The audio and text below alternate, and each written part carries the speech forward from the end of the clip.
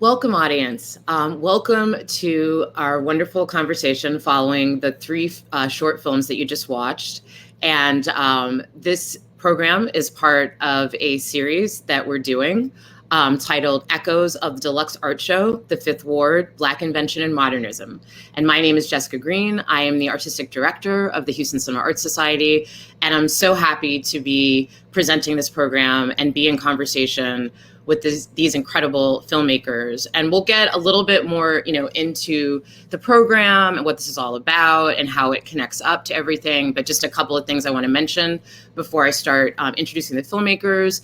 This program is in conversation with the 50th anniversary of the 1971 DeLuxe Art Show, which was organized by artist and curator Peter Bradley, filmmaker Garrett Bradley's father. Garrett Bradley directed the incredible film Time, which we're showing in a drive-in program in this series as well.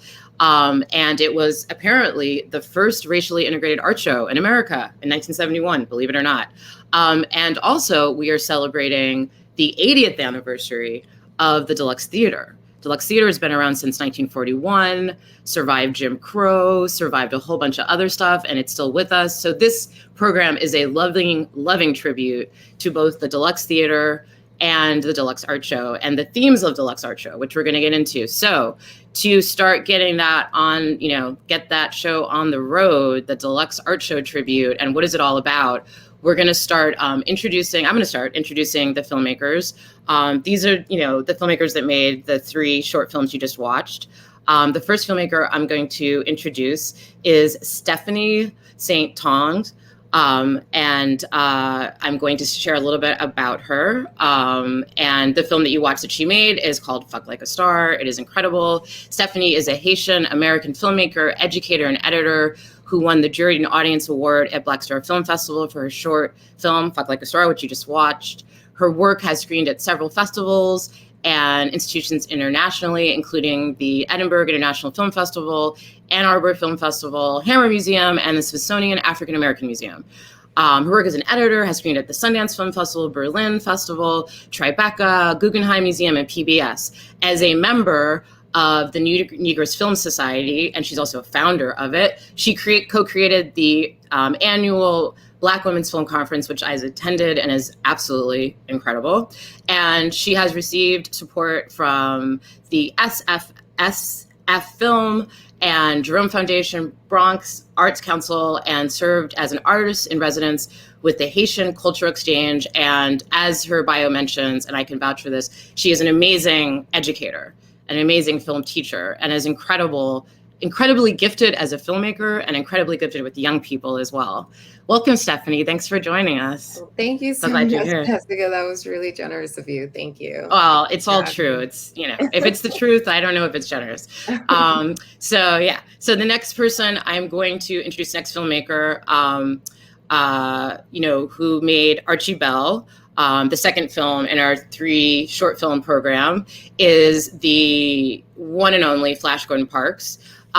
Jason Woods, aka Flash Gordon Parks, is an ethnomusicologist from the city of Houston, Texas. He earned a bachelor's degree in photography at Sam Houston State University in 2001. In 2005, he published a book of photography and poetry called The Beautiful Side of Ugly with Eric Baylock, which combined Baylock's poetry with Flash's images to document the beauty of urban areas in Houston.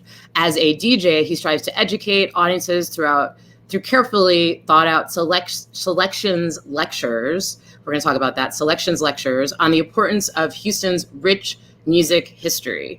He has lectured at the Contemporary Arts Museum, Houston, Rice University, Art League Houston, and more. In 2015, he directed the documentary, This Thing We Do, Houston DJ Culture Revealed. Hi, Flash. Thanks so much for joining us. Hello. So glad to have you here. Yes. I'm really excited and looking forward to this.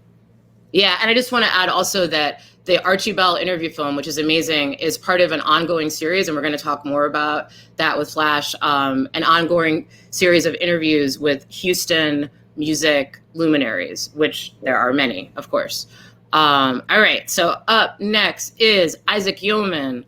Isaac Yeoman, better known as Chill Vibes in the music industry, is a multi-platinum Grammy and Stellar nominated creative powerhouse.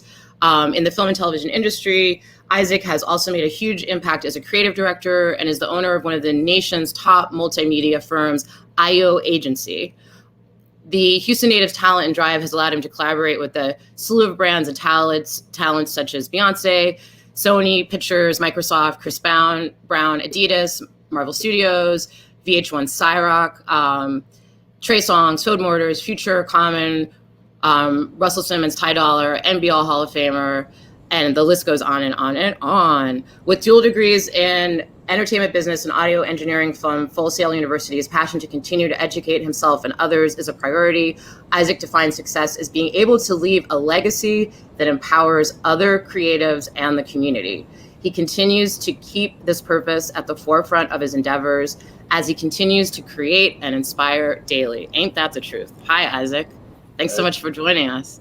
Yeah, and yeah, thanks for coming, Isaac. And also shout out to Isaac, who is, which hopefully he'll touch on a little bit, is producing an upcoming Sony-produced DJ Screw documentary. So really excited about that. That's one of the projects he's working on now, which is so exciting. His, the producer of his incredible film, Memory Builds the Monument, which Miriam Heads, who I'm going to introduce next, produced, and they are partners in crime and do so many incredible projects together and have such an incredible partnership.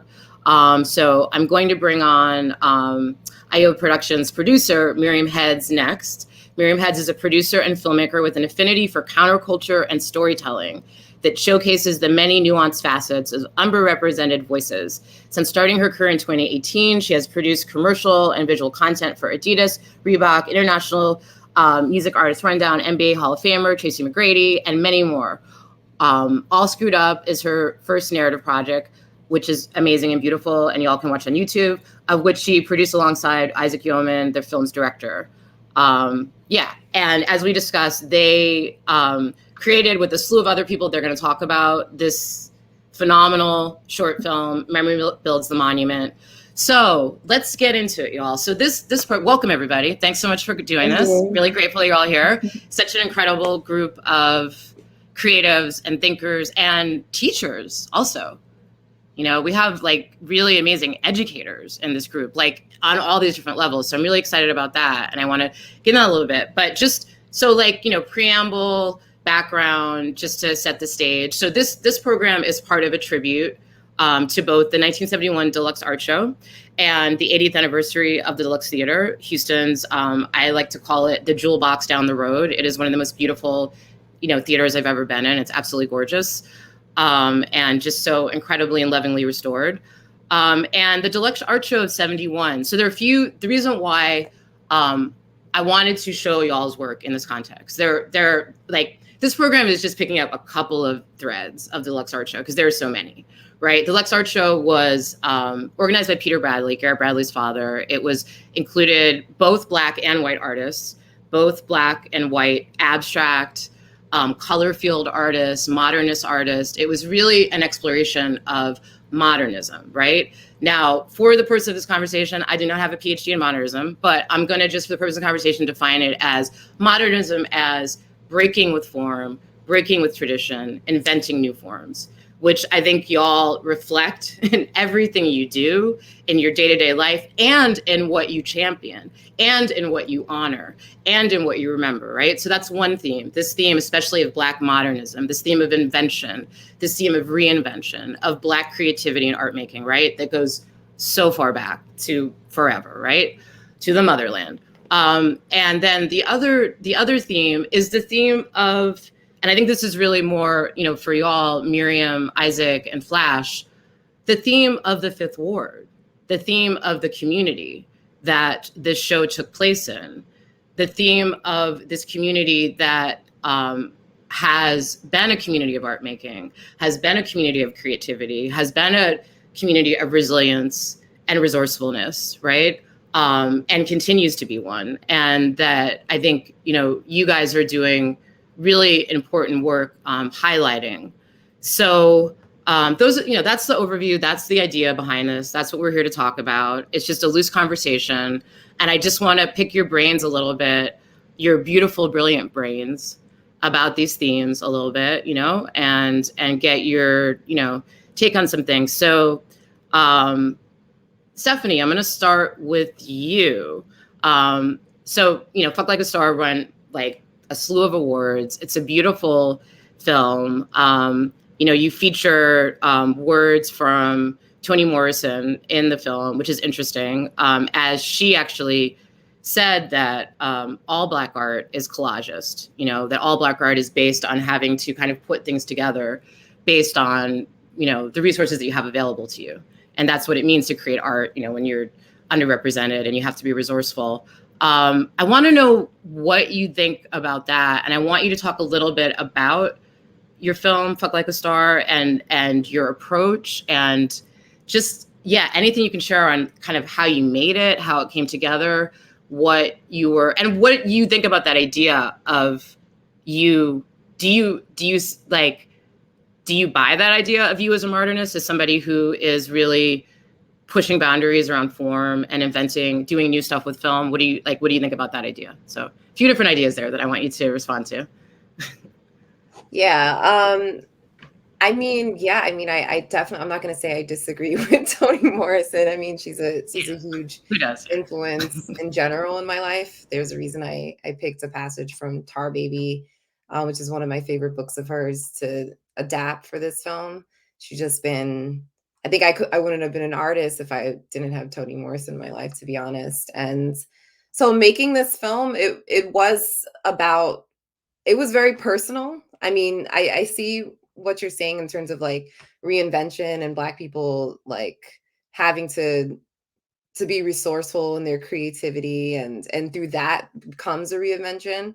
And that was part of the challenge for myself, was trying to break form in some way, but in a very personal level, because I went to school for documentary film, and then I did a couple narrative films after that. And the second narrative film that I did, it was just like, it wasn't the best experience. It was my first time shooting in Haiti, and I never released the film. It was like, I don't know, I needed to find a way to fall in love with the medium again. And that was through making something with friends, very small, based on a passage that I was in love with, and also like filming processes that I'm very used to, that I grew up with, and trying to see them in a new way. So I was like trying to push myself as a videographer, as a shooter, and also as a storyteller, and just follow really my instincts in that way. And also try and push, like, if there's new ways that I could be shooting, basically. And so I had very little expectation for the film. If I'm going to be honest, I really wanted to do it.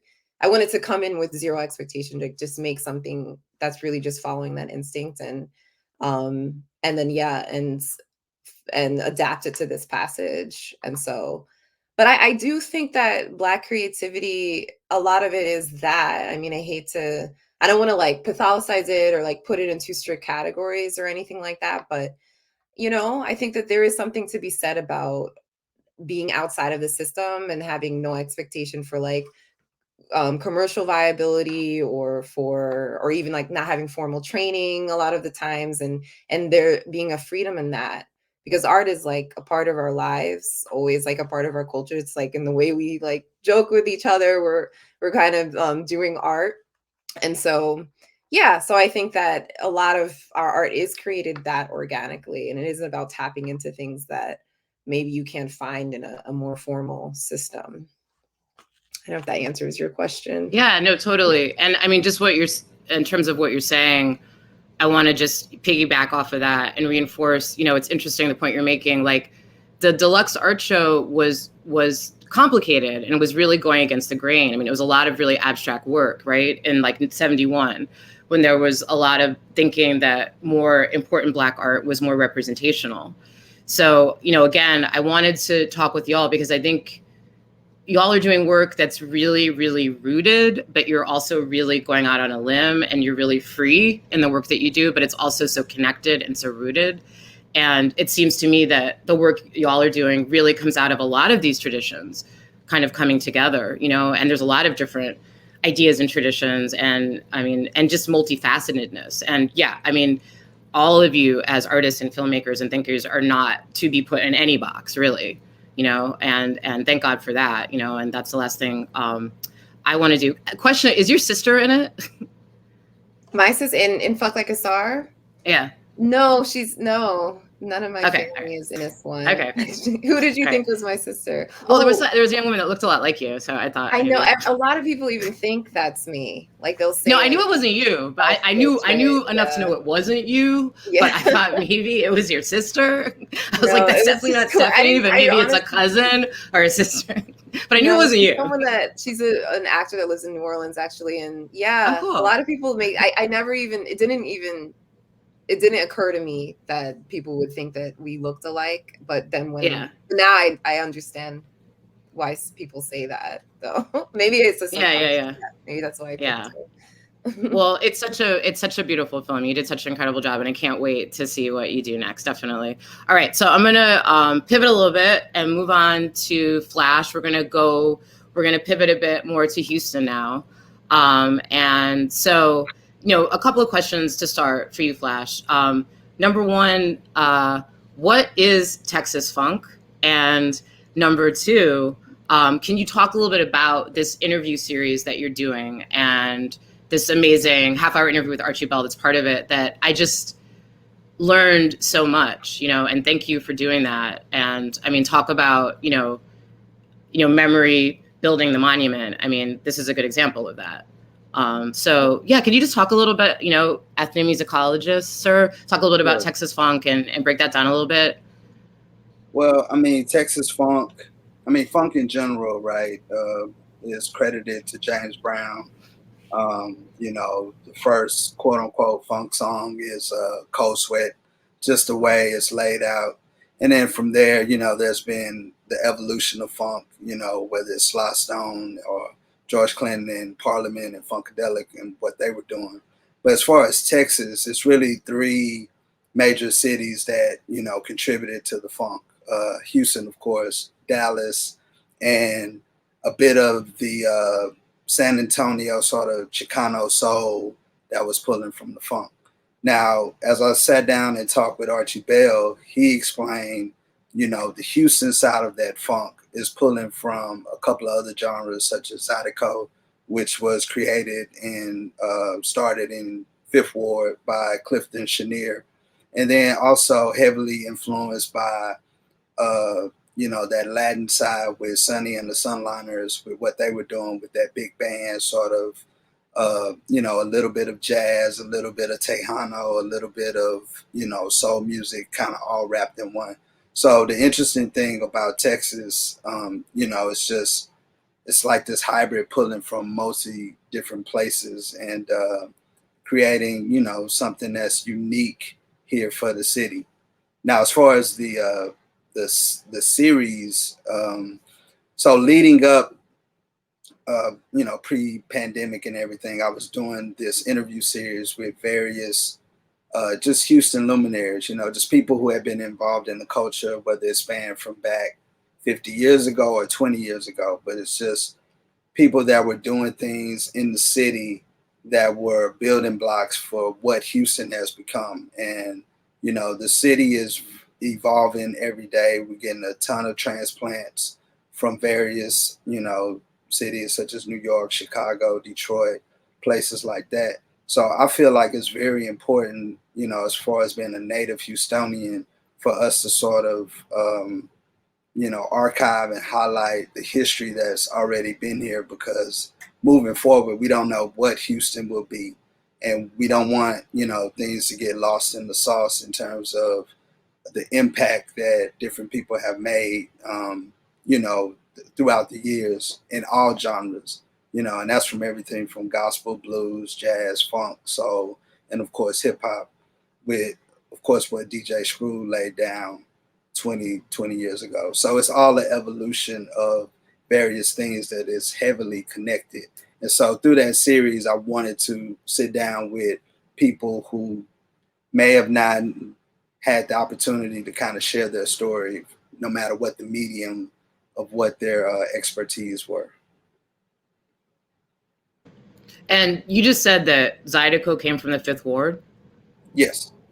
Could you just break that down a little bit? Because I think a lot of people think it comes from Louisiana, right?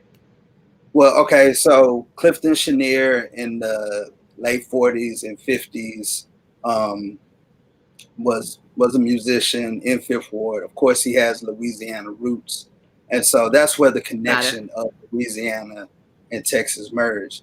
But it's important to point out that Houston was the incubator for the actual sound of Zydeco and for the actual term Zydeco being coined, because that music existed, but they didn't know what to call it. And then in the early days of Zydeco, they didn't even, everybody had a different way of spelling it.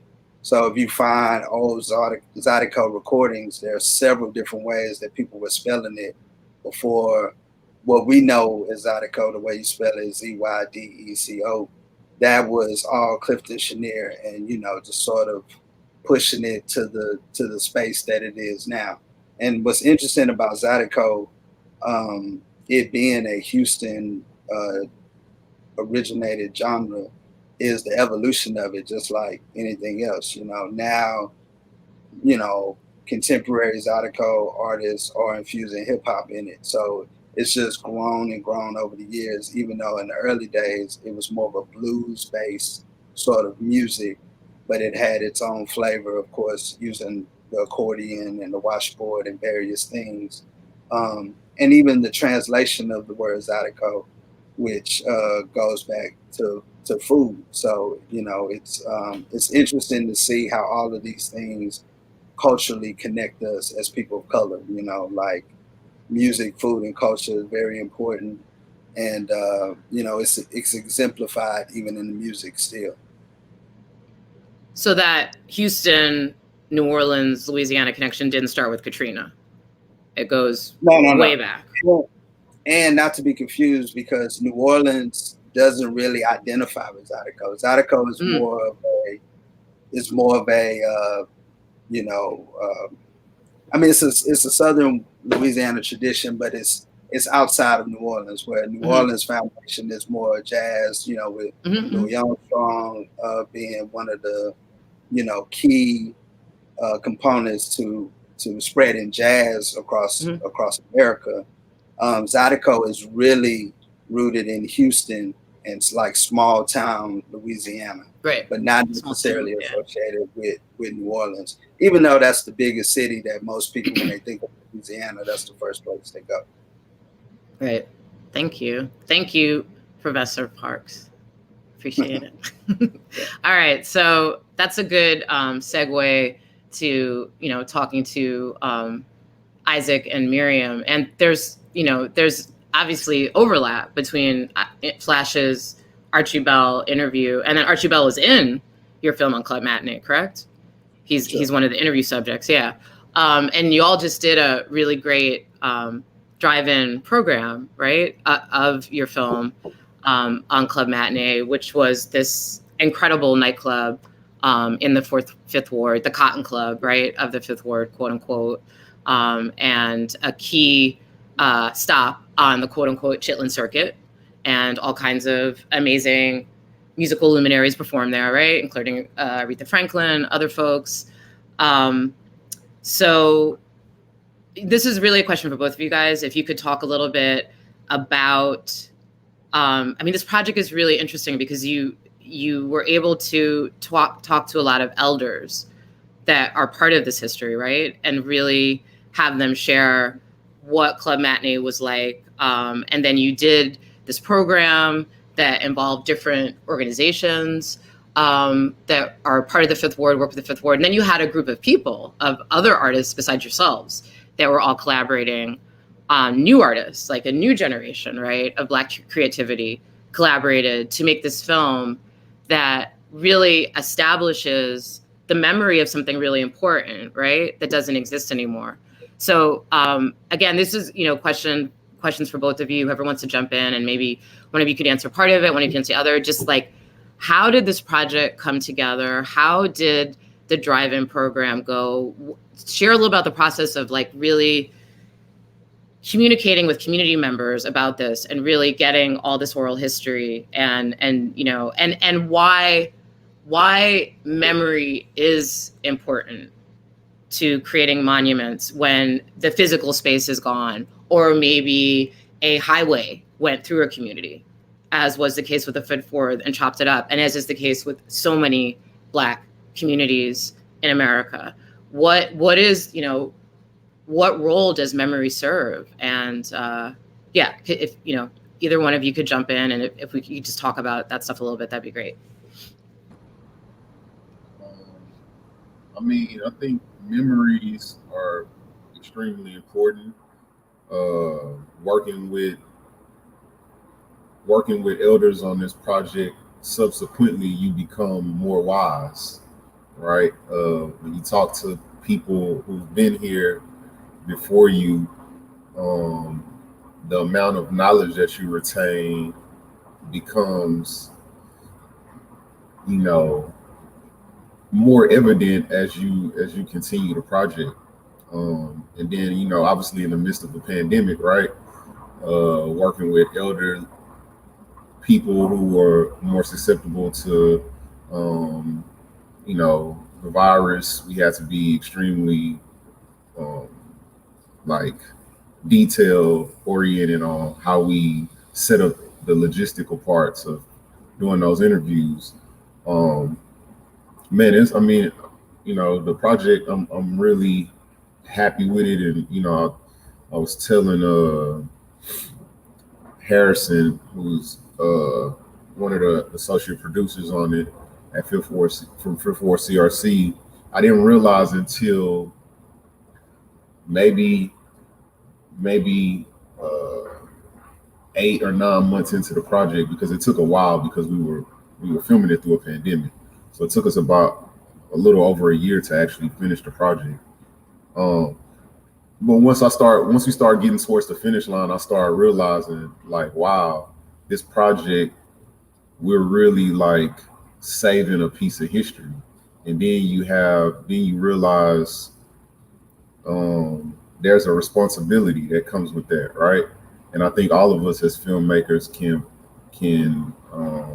vouch that when you realize that you're helping maintain a piece of history, especially on something that there's not a lot of history out about, right? Like, and so it just became a level of importance that it was already a labor of love, but like as we got towards the finish line, I just felt like all of that intensified to a entirely another level, because it was just like so much information that we knew people did not know, or at least they did not see all combined in one piece of art at the same time.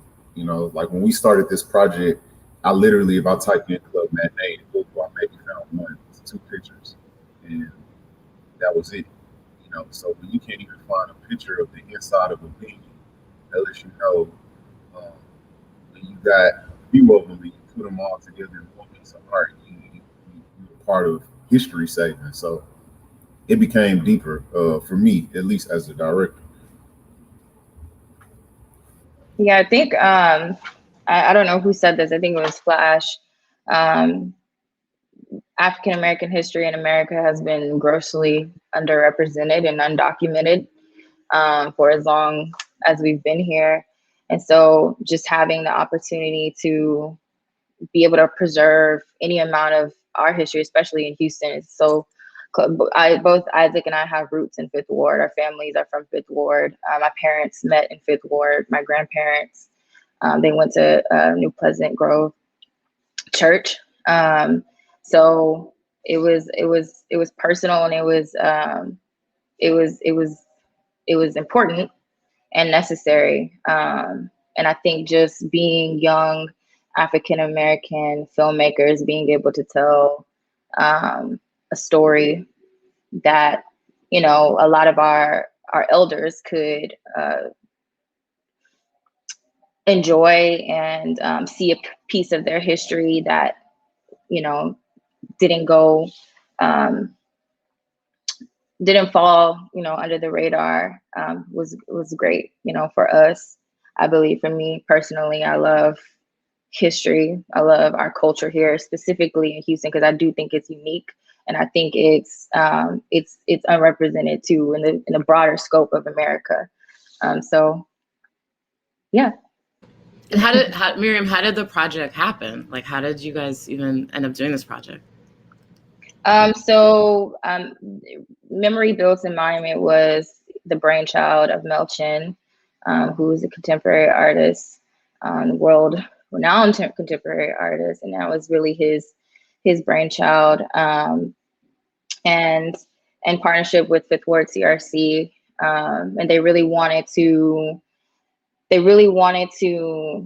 have a different take on normal documentary, where they wanted to recount the memories of people who actually experienced it, in drawing and being able to reimagine what the actual club matinee looked like and felt like.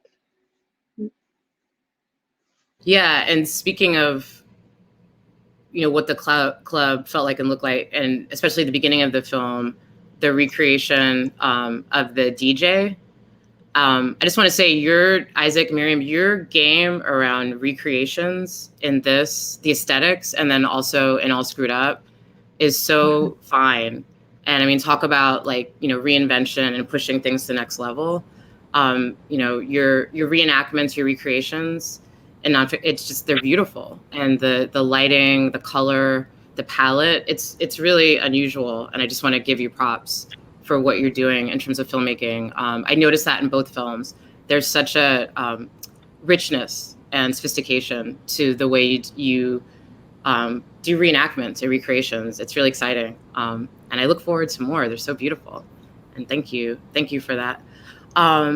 So yeah, all right. So, based on, I guess, a couple of questions, this is really for everybody. There are a couple of things. One, I'd like, any of you to share your thoughts about, and what made me think about this. I'm trying to remember which one it was in. I think it was in your film, Isaac Miriam, although it might have been in the Flash interview. There's a little bit of overlap with what Archibald was saying, but I thought it was so interesting. At one point, the point is made that at the high school that he went to, that there were talent shows with the students, and people would see how talented the students were, but also with the teachers.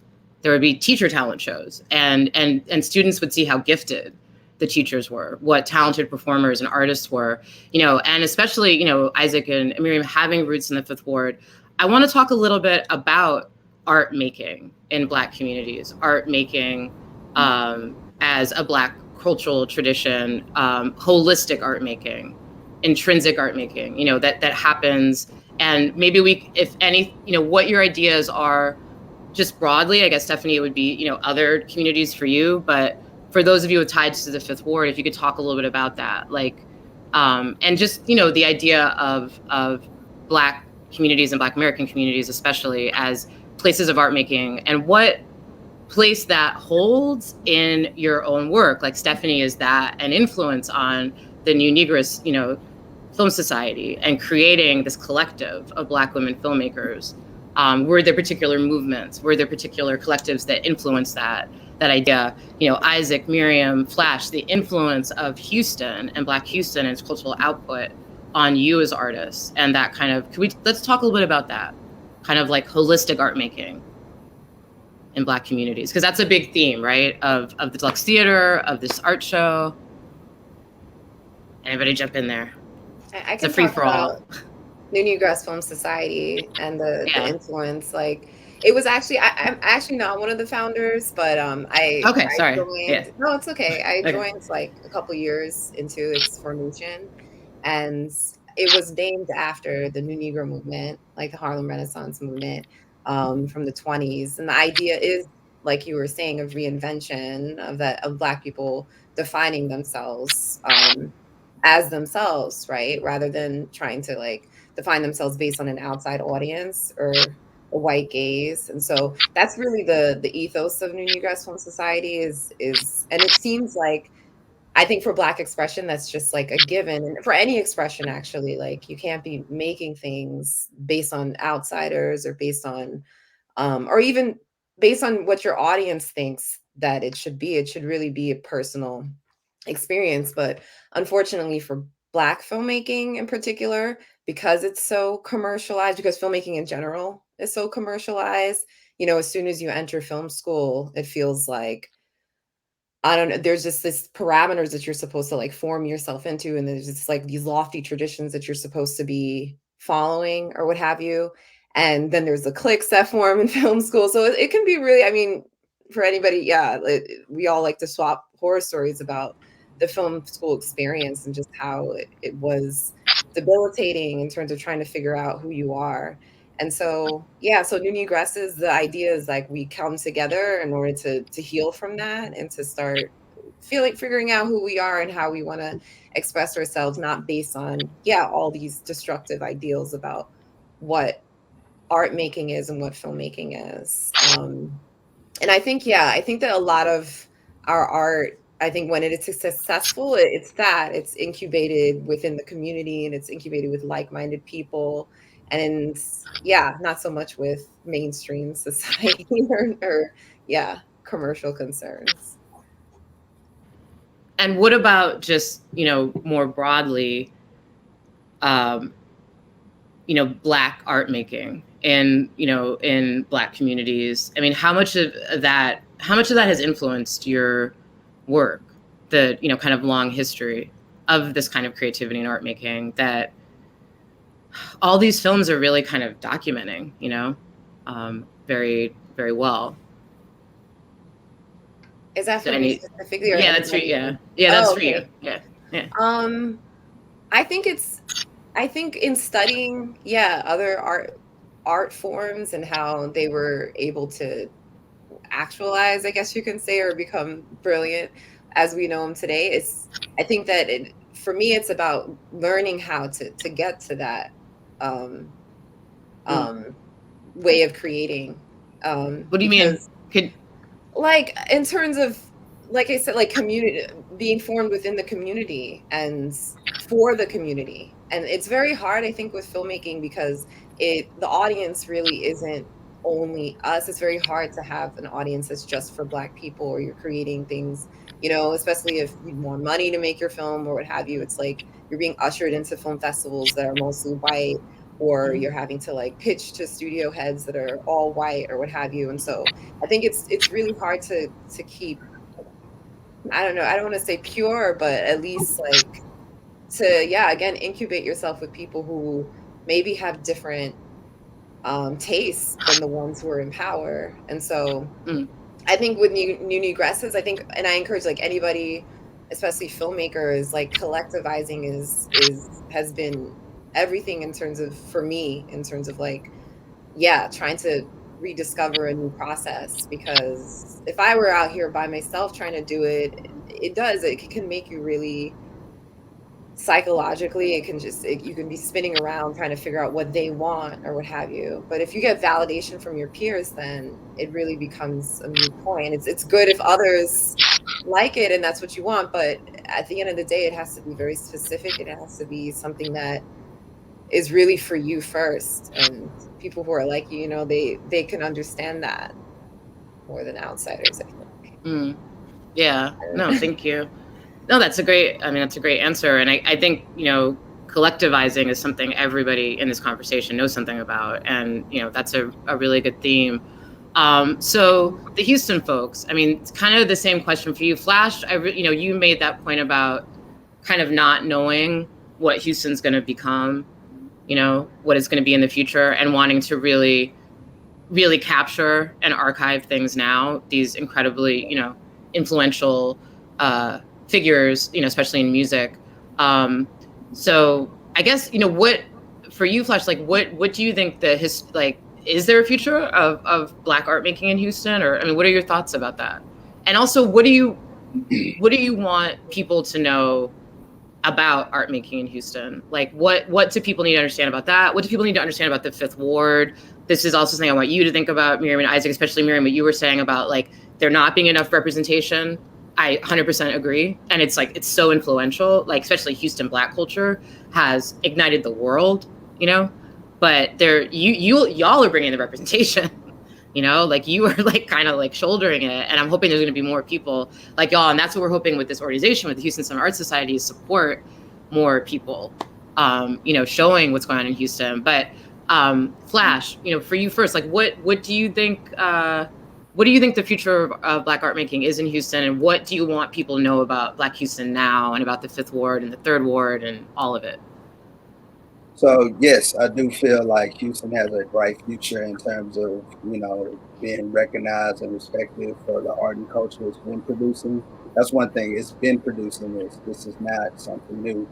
And it's important that we connect the dots and show the lineage, because a lot of the you know, the family tree or the root system comes from a special place. So Fifth Ward has its own history and you know, background. Third Ward is a whole different thing and unique. Fourth Ward, which is the genesis of it all, because Freemanstown, the Fourth Ward, is the migration that put Black people into other spaces. And even fast forward, if you look at what's going on in A-Leaf, right? Like that's still, you know, a trickle down of people from the original space in Houston, which is Third, Fourth, and Fifth Ward. So the artists that are coming out of A-Leaf now that are, you know, making a splash, you know, worldwide, such as Toby, such as Max O'Cream, and, you know, various people of that nature, other filmmakers too that are doing great things out of A-Leaf, but they all are, you know, connected back to the origin. And so it's important for us to make sure that we show the lineage and show how these things are connected. And there are tons of great artists, you know, today, young people who are pushing the envelope and doing great things in terms of, you know, uplifting the Houston pride. Because now there is pride because more people know the history a little better. You know, when I was coming up, it was like, you know, just pieces of things, you know, like you're pulling from here and there. And there were a lot of people that had to leave Houston, you know, that they get associated with New York, they get associated with California, but, you know, they're from Houston. And as a young person growing up in the 80s and 90s, we didn't know that. But now we have the opportunity with technology to tie all this together. So, you know, you have a sense of pride about your city, and you want to do things that, you know, puts Houston more in the conversation, like Miriam said earlier, because we deserve to be there. Like Houston has always been a place that served the world. You know, people had to, if you were touring the South, if you were, you know, bringing your art around the world, you had to come through Houston at some point to service this region. And I think it's just, you know, it's just time that, you know, the world recognizes what we've always had here. Beautifully said. And again, I mean, you're having a lot to do with that. You know, you're a key agent in that, which is amazing. And Houston is lucky to have you, for sure. And you're lucky to have Houston. No doubt. Oh, absolutely. Yeah. Yeah. So Miriam and Isaac, like, you know, I guess that question for you, but really specifically focusing on the Fifth Ward and, you know, just the Fifth Ward as a place of art making, as a long-standing place of art making and creativity. Could you talk a little bit about that, and also what you've, you know, experienced, right? Both experientially as people, as folks that are from the Fifth Ward, what you learned doing research on the Club Matinee film, and then probably on Screw also. I mean, there's probably your combined experiential knowledge and like is like so intense between what you experienced coming up and then what you've learned working on these projects. Like, I mean, what do folks need to know about the Fifth Ward and about the Fifth Ward as a site of creativity and art making and modernism and invention? What can you share about that?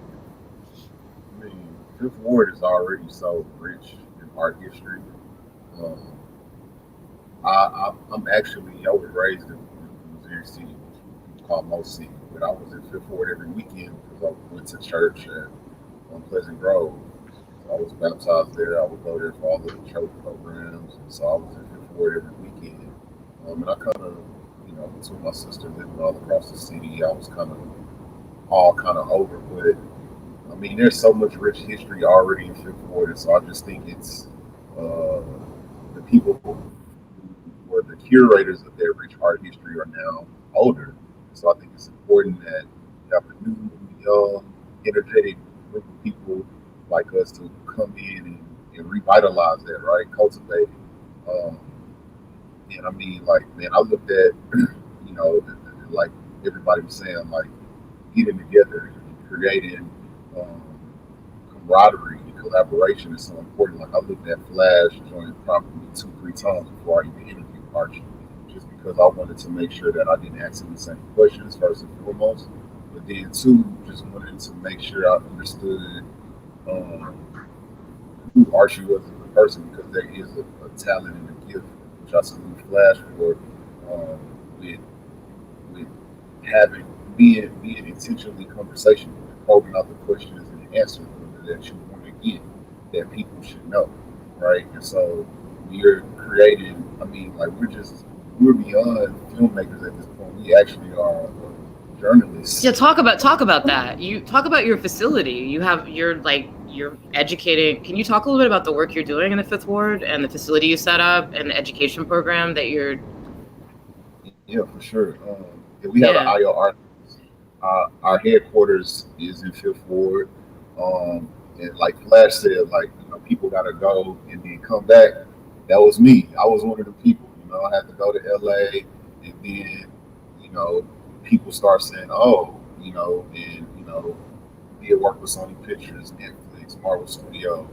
But in my mind, my goal was always to come back, right? And so we built our new headquarters in Fifth Ward, and you know, we wanted to be intentional about making sure not only did the place represent what we look like, but also our team internally looks, talks, moves, how we move, how, you know, and just that whole camaraderie of it all. I mean, and like Stephanie was saying earlier, just like it's cliques in film school, it's cliques in Hollywood.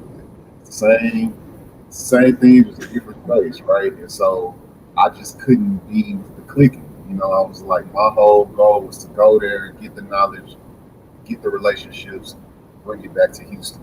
And as much as I Which is like the clique. I mean, you have a clique already. It's yeah. It's your community, right? Creating the clique, though. No, I know. Yeah. So, but it's all about being intentional on creating it and making sure that we got it. Because one thing that Houston is lacking is infrastructure, and that's why IO Art House is here, and that's why things like this are important to the city. And we just got to keep connecting and collaborating and building infrastructure for other people from the outside to come here. It's like, so it can be a hub like LA, Atlanta, New York, so on and so forth. So I'm thankful for the opportunity. You know, we got to keep going and building together. Yeah. No doubt. Amen to that. Everything he said. Thank you, Isaac. All right, we're going to close out with Miriam. Fifth Ward, art making. What do people need to know? I mean, I think Fifth Ward is, I think what people need to know about Fifth Ward and every other historically Black neighborhood is that it was a community. I don't know if the people who are of this community went into creating the things that they ended up creating because it was art, or was it a lack of resources? Was it just a way to express themselves? I think Jesse Lott said that. I don't know if it's actually made it to our film, but, you know, a lot of Black expression in art came from a place of lack. You know, we were just beating on a pan on the porch because it made a cool sound and we wanted to sing. We didn't have a drum. We didn't have, you know, whatever it is that we needed to make music. So we innovated, and at some point they called it art. But I think what people really need to know about Fifth Ward is that it was a community. It did thrive. Black people were, we were at the top of our infrastructure, and it was a community. I don't know any other way to put it that way, because I think people see how our communities are now, and they forget that at once upon a time this was a place where people lived and thrived, and it was safe and had families and children who could walk down the street. You know, that's where our history is rooted in. So that's I think that's the point of making films, like all of the films that, you know, we've made, is to show that, you know, this is who we are. You know, we are the writers, and keepers of our own history, you know, as filmmakers. And I think that's important for people to see. Yeah, no, totally. It's so beautifully said. And everything you just said reminds me, I wrote this down, a quote from your film. I'm paraphrasing a little bit, but at some point, somebody in your film on Club Matinee says, the idea is always there as long as there is somebody to remind us what it was, what it is, what it could be, and keep it alive, you know? Yeah. And that's Jesse. Yeah. Jesse Watt. I mean, that's what you're saying, you know? Right. And thank you, all of you, for keeping the memory alive so we can all grow and learn and listen and flourish into the future. And, you know, thank you for your incredible work. I can't wait to see what you all do next. I'm so grateful that you're all in the world. Thank you, Stefani. Thank you, Flash. Thank you, Miriam. Thank you, Isaac. Thank you, audience. Thank you. And yeah, we look forward to what you're doing next. All right. And thanks, everybody. We're gonna sign off. Thanks, audience. Bye. Bye, guys.